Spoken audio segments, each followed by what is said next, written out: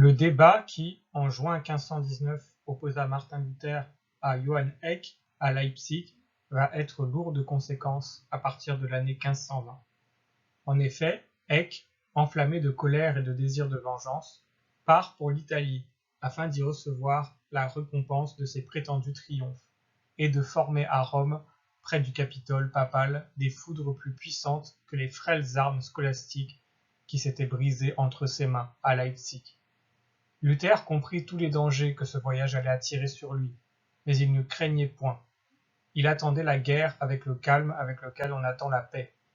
L'année 1520 qui s'ouvre verra éclater l'orage. L'œuvre de Luther ne se résume pas à ses combats avec les sommités de la société. Ces disputes d'académie sont peu de choses pour le chrétien. Les docteurs humains s'imaginent avoir remporté le plus beau des triomphes s'ils réussissent à remplir du bruit de leur système quelques journaux et quelques salons. Comme il s'agit chez eux d'une affaire d'amour-propre ou de parti, plus que du bien de l'humanité, ces succès du monde leur suffisent. Aussi leurs travaux ne sont-ils qu'une fumée, qui après avoir aveuglé, passe sans laisser de traces. Ils ont négligé de déposer le feu dans les masses, ils n'ont fait qu'effleurer l'espèce humaine. Il n'en est pas ainsi du chrétien. Il ne s'agit pas pour lui d'un succès de société ou d'académie, mais du salut des âmes.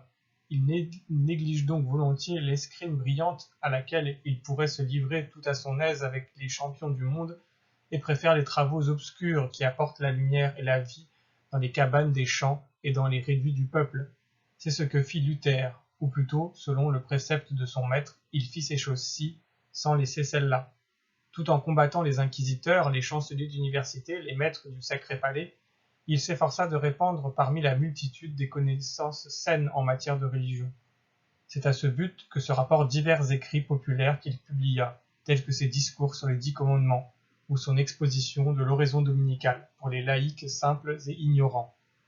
Son discours sur les bonnes œuvres est l'un des écrits dans lequel le réformateur expose avec le plus de force la doctrine de la justification par la foi. La première, la plus noble, la plus sublime de toutes les œuvres, c'est la foi en Jésus-Christ. C'est de cette œuvre que toutes les œuvres doivent procéder. Elles sont toutes les vassales de la foi et reçoivent d'elles seules leur efficace. Prêcher la foi, c'est, dit-on, empêcher les bonnes œuvres. Si je dis à un malade « aie la santé et tu auras l'usage de tes membres », dira-t-on que je lui défends l'usage de ses membres? La santé ne doit-elle pas précéder le travail? Il en est de même quand nous prêchons la foi. Elle doit être avant les œuvres pour que les œuvres elles-mêmes puissent exister. Où peut-on trouver cette foi, direz-vous, et comment la recevoir? C'est du sang, c'est des plaies, c'est de la mort de Christ qu'elle découle, c'est de là qu'elle jaillit dans les cœurs. Christ est le rocher, d'où découlent le lait et le miel. Mélenchon, en envoyant ce discours à un ami, l'accompagnait de ces mots. Il n'est personne entre tous les écrivains grecs et latins qui ait approché davantage que Luther de l'esprit de saint Paul. L'orage commençait à gronder du côté de Rome. Un noble de Thuringe, Valentin Teutleben, vicaire de l'archevêque de Mayence et zélé partisan de la papauté, représentait à Rome l'électeur de Saxe. Teutleben, honteux de la protection que son maître accordait aux moines hérétiques, voyait avec impatience sa mission paralysée par cette conduite imprudente. Il s'imagina qu'en alarmant l'électeur, il le déciderait à abandonner le théologien rebelle. « On ne veut point m'entendre, écrivait-il à son maître, à cause de la protection que vous accordez à Luther. » Mais les Romains se trompaient s'ils pensaient effrayer le sage Frédéric. Ce prince savait que la volonté de Dieu et le mouvement des peuples étaient plus irrésistibles que des décrets de la chancellerie papale. Il ordonna à son envoyé d'insinuer au pape que, loin de défendre Luther, il l'avait toujours laissé se défendre lui-même, qu'au reste, il lui avait déjà demandé de quitter la Saxe et l'université, que le docteur s'était déclaré prêt à obéir et qu'il ne serait plus dans les états électoraux si le légat lui-même, Charles von Mitsitz, n'avait supplié le prince de le garder près de lui, dans la crainte qu'en se rendant dans d'autres contrées, Luther n'agît avec plus de liberté qu'en Saxe même. Frédéric fit plus encore. Il voulait éclairer Rome. L'Allemagne, continue-t-il dans sa lettre, possède maintenant un grand nombre d'hommes savants, instruits en toutes sortes de langues et de sciences. Les laïcs eux-mêmes commencent à avoir de l'intelligence et à aimer l'écriture sainte. Si donc l'on refuse les conditions équitables du docteur Luther, il est fort à craindre que la paix ne puisse jamais se rétablir. La doctrine de Luther a jeté de profondes racines dans un grand nombre de cœurs. Si au lieu de la réfuter par des témoignages de la Bible, on cherche à l'anéantir par les foudres de la puissance ecclésiastique, on causera de grands scandales et l'on suscitera de pernicieuses et terribles révoltes. L'électeur, plein de confiance dans Luther, lui fit communiquer la lettre de Tuttleben et une autre lettre qu'il avait reçue du cardinal Saint-Georges. Le réformateur fut ému en les lisant. Il vit aussitôt tous les dangers qui l'entouraient. Son âme en fut un instant accablée, mais c'était en de tels moments qu'éclatait toute la puissance de sa foi. Souvent faible, prêt à tomber dans l'abattement, on le voyait se relever et paraître plus grand au sein de la tempête. Il voudrait être délivré de tant d'épreuves, mais il comprend à quel point on lui offre le repos. Il le rejette avec indignation. Me taire, dit-il, je suis disposé à le faire si l'on me le permet, c'est-à-dire si l'on fait taire les autres. Si quelqu'un a envie de mes places, qu'il les prenne. Si quelqu'un veut détruire mes écrits, qu'il les brûle. Je suis prêt à me tenir en repos, pourvu qu'on n'exige pas que la vérité évangélique se repose. Je ne demande pas le chapeau de cardinal, je ne demande ni de l'or, ni rien de ce que Rome estime. Il n'y a rien au monde qu'on ne puisse obtenir de moi, pourvu qu'on ne ferme aux chrétiens le chemin du salut. Animé de tels sentiments, Luther retrouva bientôt son humeur guerrière et préféra au calme de la solitude le combat du chrétien. Une nuit suffit pour lui rendre le désir de renverser Rome. Mon parti est pris, écrivit-il le lendemain. Je méprise la fureur de Rome et je méprise sa faveur. Plus de réconciliation, plus de communication avec elle, à jamais. Qu'elle condamne et qu'elle brûle mes écrits. À mon tour, je condamnerai, je brûlerai publiquement le droit pontifical, ce nid de toutes les hérésies. La modération que j'ai montrée jusqu'à cette heure a été inutile. J'y renonce. Les avertissements que l'électeur avait fait donner à Rome par son chargé d'affaires n'étaient pas sans fondement. La parole de Luther avait retenti partout, dans les cabanes, dans les couvents, dans les demeures des bourgeois, dans les châteaux des nobles, dans les académies et dans les palais des rois. Aussi, partout se trouvaient des hommes prêts à le protéger. L'épée qui devait l'atteindre se forgeait au Vatican, mais des héros se levaient en Allemagne pour lui faire un bouclier de leur corps. Au moment où les évêques s'irritaient, où les princes gardaient le silence, où le peuple était dans l'attente et où les foudres grondaient déjà sur les 7 collines, Dieu suscita la noblesse allemande pour en faire un boulevard à son serviteur. François de Sickingen, ce héros de son siècle, aimait le réformateur parce qu'il le trouvait digne d'être aimé et aussi parce qu'il était haï des moines. Mes services, mes biens et mon corps, tout ce que je possède est à votre disposition. Vous voulez maintenir la vérité chrétienne, je suis prêt à vous aider en cela. Ulrich de Hutten, ce poète, ce vaillant chevalier du XVIe siècle, ne cessait de parler en faveur de Luther. Mais quel contraste entre ces deux hommes! Hutten écrivait aux réformateurs « C'est des glaives, c'est des arcs, c'est des javelots, c'est des bombes qu'il nous faut pour détruire la fureur du diable. » Luther, en recevant ces lettres, s'écriait « Je ne veux pas que l'on ait recours pour défendre l'Évangile aux armes et au carnage. C'est par la parole que le monde a été vaincu, c'est par la parole que l'Église a été sauvée, c'est par la parole aussi qu'elle sera rétablie. Je ne méprise point ces offres, mais je ne veux cependant m'appuyer sur aucun autre que sur Christ. Les armes avec lesquelles nous combattons ne sont pas charnelles, mais elles sont puissantes par la vertu de Dieu pour renverser des forteresses, nous dit l'Écriture. Un bruit vague et lointain annonçait les intrigues et les succès du docteur Eck à Rome. Ce bruit réveilla l'humeur belliqueuse du réformateur qui, au milieu de toutes ces agitations, avait étudié dans sa retraite la naissance, les progrès et les usurpations de la papauté. Ces découvertes l'avaient rempli de surprise. Il n'hésita plus à les faire connaître et à frapper le coup qui, comme jadis la verge de Moïse, devait réveiller tout un peuple endormi par une longue captivité. Avant même que le pape ait eu le temps de publier sa redoutable bulle, c'est lui qui lance sa déclaration de guerre. « Le temps de se taire est passé, s'écrie-t-il. Le temps de parler est venu. Enfin, il faut dévoiler les mystères de l'Antéchrist. » Le 23 juin 1520, il publie son fameux appel à Sa Majesté impériale et à la noblesse chrétienne de la nation allemande sur la réformation du christianisme. Cet écrit fut le signal de l'attaque qui devait décider et la rupture et la victoire.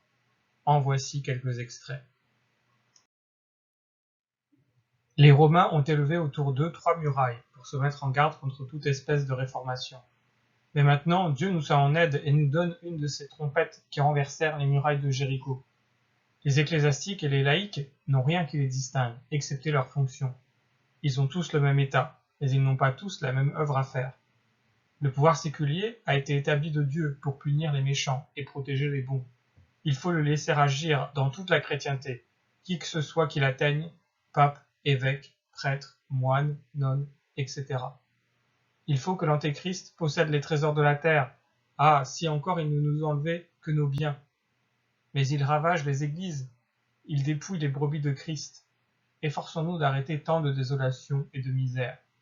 Et le pape, qui prétend être le chef dans la guerre de l'Évangile, s'embarrasse plus des affaires de cette vie qu'aucun empereur ou aucun roi. Que l'empereur mette aux mains du pape la Bible et un livre de prière, afin que le pape laisse les rois gouverner et que lui, il prêche et il prie. Mais le diable a persuadé au pape, comme le dit saint Paul à Timothée, de défendre le mariage au clergé. Et de là sont découlées des misères si nombreuses qu'on ne peut faire mention de toutes. Ah, qu'ils sauvent leur conscience, qu'ils prennent cette femme pour leur épouse légitime, et qu'ils vivent honnêtement avec elle, sans s'inquiéter si cela plaît ou déplaît au pape. L'adresse à la noblesse germanique avait paru le 26 juin 1520. En peu de temps, 4000 exemplaires furent vendus, et ce chiffre est inouï pour ce temps-là. L'étonnement était universel. Cet écrit communiquera à tout le peuple une commotion puissante. La force, la vie, la clarté, la généreuse hardiesse qui y régnait en faisaient un véritable écrit populaire. Le peuple sent enfin que celui qui lui parle ainsi l'aime. Les vues confuses d'un grand nombre d'hommes sages s'éclaircissent. Les usurpations de Rome deviennent évidentes à tous les esprits. Personne ne doute plus à Wittenberg que le pape ne soit l'antéchrist. La cour de l'électeur elle-même, si circonspecte, si timide, ne désapprouve pas le réformateur. Elle attend. Mais la noblesse et le peuple n'attendent pas. La nation s'anime. La voix de Luther l'a émue. Elle est gagnée et elle se range autour de l'étendard qui l'élève. Rien n'eût pu être plus avantageux aux réformateurs que cette publication. Dans les palais, dans les châteaux, dans les demeures des bourgeois et jusque dans les chaumières, on s'est préparé maintenant, et comme cuirassé contre la sentence de condamnation qui va fondre sur ce prophète du peuple. Toute l'Allemagne est en feu, que la bulle arrive, ce n'est pas elle qui éteindra l'incendie. Tout se préparait à Rome pour la condamnation du défenseur de la liberté de l'Église. On y avait vécu longtemps dans une orgueilleuse sécurité. Longtemps, les moines de Rome avaient accusé Léon X de ne songer qu'au luxe et au plaisir, de ne s'occuper que de chasse, de comédie et de musique, tandis que l'Église allait s'écrouler. À la fin, au cri du docteur Eck, qui est venu de Leipzig invoquer la puissance du Vatican, papes, cardinaux, moines, tout dans Rome se réveille et pense à sauver la papauté. Et pourtant, ils hésitèrent d'abord. Plusieurs cardinaux et le pape lui-même n'étaient pas pour les mesures sévères. L'habile Léon comprenait bien qu'un jugement dont l'accomplissement dépendait de la volonté très douteuse de la puissance civile pouvait gravement compromettre l'autorité de l'Église. Il voyait d'ailleurs que les moyens violents déjà mis en œuvre n'avaient fait qu'augmenter le mal. Est-il impossible de gagner ce moine saxon, se demandaient les politiques de Rome. Toute la force de l'Église, toutes les ruses de l'Italie y échoueront-elles? Il faut négocier encore. Parcourant Rome, Eck exhalait sa colère et criait vengeance. Le parti fanatique des moines se ligua promptement avec lui. Fort de cette alliance, il assaillit avec un nouveau courage et le pape et les cardinaux. Mais le fougueux combattant de Leipzig a de la peine à persuader le pape. Il veut sauver Rome malgré Rome elle-même. Il remue et la cour et les cloîtres et le peuple et l'Église. Eck conjure les abîmes des abîmes contre moi, disait Luther. Il met le feu aux forêts du Liban. À la fin, il l'emporte. Les politiques sont réduits au silence par les fanatiques dans les conseils de la papauté. Léon cède. la condamnation de Luther est résolue, Eck respire. Son orgueil se complaît dans la pensée que c'est lui qui a décidé la ruine de son hérétique rival, et qui a ainsi sauvé l'Église. On tombe d'accord que l'on condamnerait immédiatement la doctrine de Luther, et que quant à lui et à ses adhérents, on leur accorderait un terme de 60 jours, après lesquels, s'ils ne se rétractaient pas, ils seraient tous, ipso facto, frappés d'excommunication.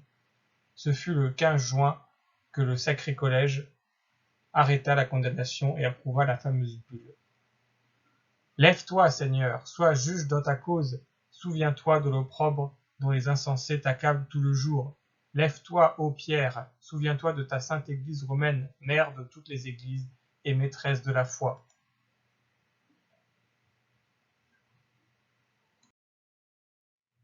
Voici un extrait de la bulle. Dès l'heure même où cette bulle sera publiée, les évêques devront rechercher avec soin les écrits de Martin Luther, qui renferment ses erreurs, et les brûler publiquement et solennellement en présence du clergé et des laïcs. Quant à Martin lui-même, bon Dieu, que nous n'avons pas fait, imitant la bonté du Dieu Tout-Puissant, nous sommes prêts pourtant à le recevoir encore dans le sein de l'Église, et nous lui accordons 60 jours pour nous faire parvenir sa rétractation dans un écrit scellé par 2 prélats, ou bien, ce qui nous serait plus agréable, pour venir lui-même à Rome, afin que personne ne puisse plus douter de son obéissance. En attendant, et dès cet instant même, il doit renoncer à prêcher, à enseigner, à écrire, et livrer ses ouvrages aux flammes. Et s'il ne se rétracte pas dans l'espace de 60 jours, nous le condamnons par la présente, lui et ses adhérents, comme hérétiques publics et obstinés. Ainsi la foudre se formait sur la tête de Luther. On avait pu croire, lors de l'affaire de Reuchlin, que la cour de Rome ne voulait plus faire cause commune avec les dominicains et les inquisiteurs. Maintenant, ceux-ci avaient le dessus, et l'antique alliance était solennellement renouvelée. La bulle était publiée, et depuis des siècles, la bouche de Rome n'avait pas prononcé une parole de condamnation sans que son bras frappât de mort. Ce message meurtrier allait partir des 7 collines et atteindre dans son cloître le moine saxon. Le moment était bien choisi. On pouvait supposer que le nouvel empereur, qui avait tant de raisons pour rechercher l'amitié du pape, s'empresserait de la mériter, en lui sacrifiant un moine obscur. Déjà, Léon X, les cardinaux, Rome entière triomphaient et croyaient voir leur ennemi à leurs pieds. Rome brandissait le glaive dont elle allait frapper l'Évangile. Le bruit de la condamnation qui devait l'atteindre, loin d'abattre le réformateur, augmenta son courage. Il s'inquiète peu de parer les coups de cette puissance superbe. C'est en emportant lui-même de plus terribles qu'il rendra inutiles ceux de ses adversaires. La voix de Luther n'était pas renfermée dans Wittenberg. Dieu avait pourvu un missionnaire d'un nouveau genre. L'imprimerie devait remplacer les évangélistes. La presse devait battre en brèche la forteresse romaine. Luther avait préparé une mine dont l'explosion ébranla l'édifice de Rome jusque dans ses fondements. Ce fut la publication de son fameux livre sur la captivité babylonienne de l'Église, qui parut le 6 octobre 1520. Jamais homme, dans une situation aussi critique, n'avait montré tant de courage. Luther termine ce fameux écrit sur la captivité de Babylone par ces paroles. J'apprends que de nouvelles excommunications papales doivent avoir été fabriquées contre moi. S'il en est ainsi, on peut regarder le présent livre comme une partie de ma future rétractation. Voici donc quelques extraits. Je sais que la papauté n'est que le royaume de Babylone et la violence du grand chasseur Nimrod. La papauté est une chasse générale commandée par l'évêque romain pour atteindre et perdre les âmes. Dieu a dit, celui qui aura cru et qui aura été baptisé sera sauvé. Cette promesse de Dieu doit être préférée à tout l'éclat des œuvres, à tous les vœux, à toutes les satisfactions, à toutes les indulgences et à tout ce que l'homme a inventé. Sa consolation dans toutes ces épreuves sera de dire « Dieu est véritable en ses promesses. J'en ai reçu le gage dans le baptême. Si Dieu est pour moi, qui sera contre moi? Oh, que le chrétien, que le baptisé est riche. Rien ne peut le perdre, à moins qu'il ne se refuse à croire. Le peuple chrétien est le véritable peuple de Dieu, transporté en captivité à Babylone, où on lui a ravi ce que le baptême lui avait donné. Telles étaient les armes par lesquelles s'accomplissait la révolution religieuse. D'abord, la nécessité de la foi était rétablie, et alors les réformateurs s'en servaient comme d'une massue pour pulvériser les superstitions. C'était avec cette puissance de Dieu qui transporte des montagnes qu'ils attaquaient tant d'erreurs. Ces paroles de Luther et tant d'autres semblables, répandues dans les cités, dans les couvents, dans les campagnes, étaient le levain qui faisait lever toute la pâte. Le pape avait chargé 2 hauts fonctionnaires de sa cour de porter la bulle à l'archevêque de Mayence, en l'invitant à pourvoir à son exécution. Le 3 octobre, Luther eut connaissance de la lettre papale. « La voilà enfin arrivée, cette bulle romaine, dit-il.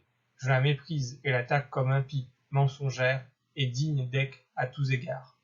C'est Christ lui-même qui y est condamné. » Luther feignit d'abord de douter de l'authenticité de la bulle, mais personne ne doutait, pas même Luther, que la bulle ne fût du pape. L'Allemagne attendait ce que le réformateur allait faire.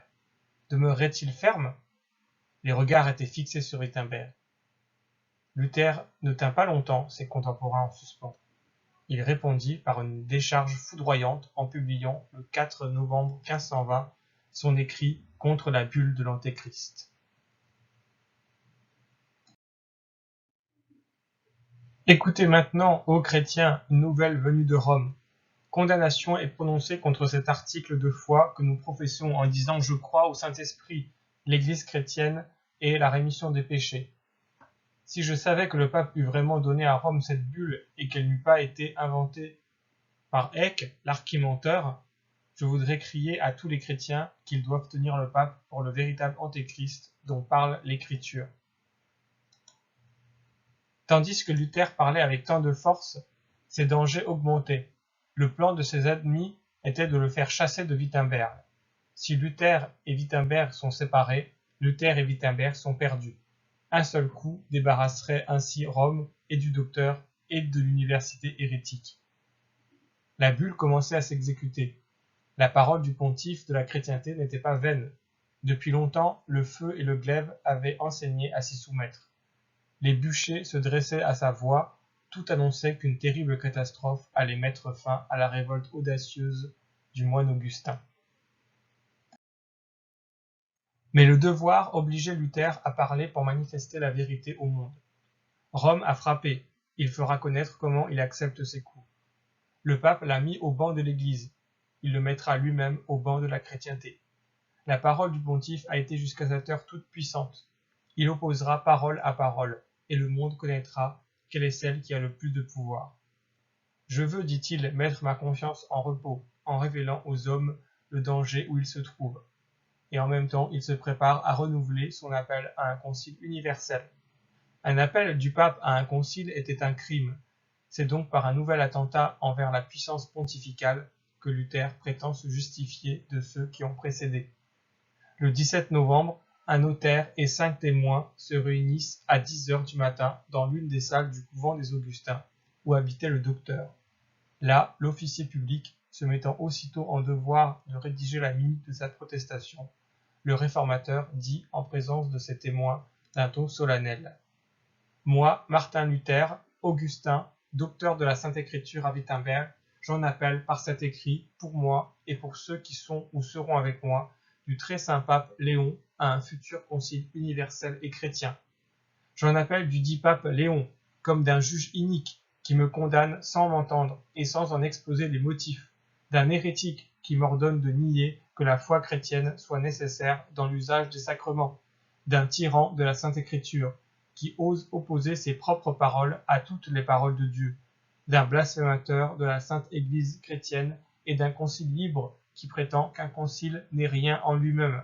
C'est pourquoi je supplie très humblement Charles, empereur romain, les électeurs, communauté de toute la nation allemande, d'adhérer à ma protestation et de résister avec moi à la conduite antichrétienne du pape, pour la gloire de Dieu, pour la défense de l'Église et de la doctrine chrétienne. Mais s'il en est qui méprisent ma prière et qui continuent à obéir au pape, à cet homme impie plutôt qu'à Dieu, j'en repousse par la présente la responsabilité, ayant fidèlement averti leur conscience, et je les abandonne au jugement suprême de Dieu. Tel est l'acte de divorce de Luther. C'est ainsi qu'il répond à la bulle du pontife. Il y a un grand sérieux dans cette déclaration. Les accusations qu'il porte contre le pape sont d'une haute gravité, et ce n'est pas à la légère qu'il les a faites. Cette protestation fut répandue dans toute l'Allemagne et envoyée dans la plupart des cours de la chrétienté. Luther avait cependant en réserve une démarche plus hardie encore, bien que celle qu'il venait de faire parût le comble de l'audace.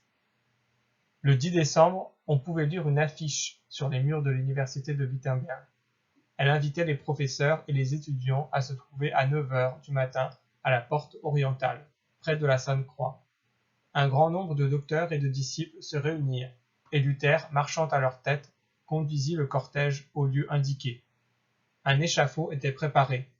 Un des plus anciens maîtres, Ezard, y met le feu. Au moment où les flammes s'élevèrent, on vit le redoutable Augustin, revêtu de son froc, s'approcher du bûcher, tenant en main le droit canon, les décrétales, les clémentines, les extravagances des papes, quelques écrits d'Eck et d'Emser et la bulle du pape. Les décrétales ayant d'abord été consumées, Luther éleva la bulle et dit « Puisque tu as contristé le sein du Seigneur, que le feu éternel te contriste et te consume. » Il la jeta aux flammes. Jamais guerre ne fut déclarée avec plus d'énergie et de résolution. Alors Luther reprit tranquillement le chemin de la ville, et la foule des docteurs, des professeurs, des étudiants, faisant éclater son approbation, rentra avec lui dans Wittenberg. Si Luther avait ainsi commencé la Réformation, une telle démarche eût pu sans doute avoir des suites funestes. Le fanatisme eût pu s'en emparer et jeter l'Église dans une voie de désordre et de violence. Mais c'était en exposant avec gravité les enseignements de l'Écriture que le réformateur avait préludé à son œuvre. Les fondements avaient été posés avec sagesse.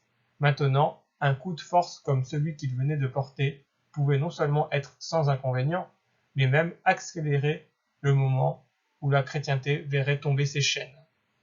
Luther déclarait ainsi solennellement qu'il se séparait du pape et de son Église. La Réformation, commencée par les luttes d'une âme humble dans une cellule d'un couvent d'Erfurt, n'avait cessé de grandir. Un homme obscur, portant en sa main la parole de vie, s'était tenu debout en présence des grandeurs du monde, et elles avaient chancelé. Il avait opposé cette parole d'abord à Tetzel et à sa nombreuse armée, et ses vendeurs avides, après quelques instants de lutte, s'étaient enfuis. Ensuite, au légat de Rome, à Augsbourg, et le légat, interdit, avait laissé échapper sa proie. Plus tard, aux champions de la science dans les salles de Leipzig, et les théologiens, étonnés, avaient vu les armes du syllogisme se briser en leurs mains.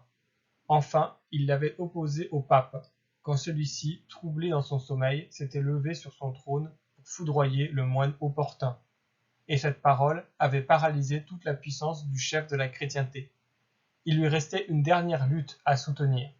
Elle devait triompher de l'empereur d'Occident, des rois et des princes de la terre, et alors, victorieuse de toutes les grandeurs du monde, s'élever dans l'Église et y régner comme la parole même de Dieu.